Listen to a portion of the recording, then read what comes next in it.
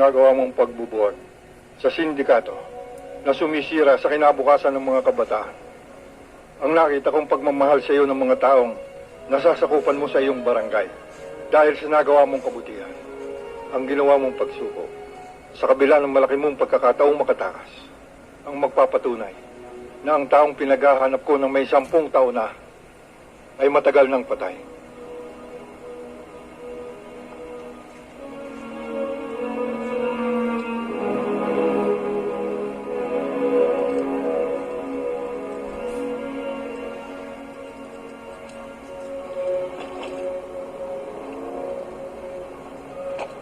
Sama! Huwag nyo nang asahan na babalik pa ang inyong chairman. Tingnan nyo. Kaya haba ng panahon kayo niloko.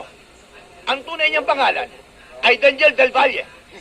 Hindi ba panloloko yan? Kung hindi pa dumating ang mga pulis, ay hindi nyo matutuklasan na kayo matagal na linoloko ng inyong chairman. Tama yun. Pero huwag kayo magalala. Nakahanda pa rin akong dumamay sa inyo. Tama yun! Tama yun! Sandali lang. Kahit hindi ko nasasakupan ng lugar na ito, ay naririto pa rin ang puso ko sa inyo lahat. Tama na!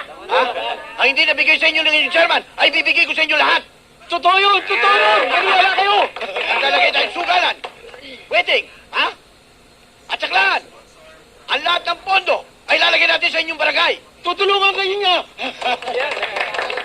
Kita na. Ikaw, Chairman Godo, wala kang inisip na magaling. Pulos baluktot, para kang hunyango pa iba-ibang kulay. Huwag mong lagyan ng batik itong barangay Pitong Gatang. Tanga yun. Kung hindi, buong barangay ang makakalaban ninyo. Kapitana, huwag ka nang umasa pang makakabalik si Del Valle. Ibalik ko na lang sa iba. Tay? Inay! Chairman! Inay ko po! Halika kayo! Salubungin natin! Hoy! Tay? Nagbalik na ang tatay ko. Ano nangyari? Nalaya.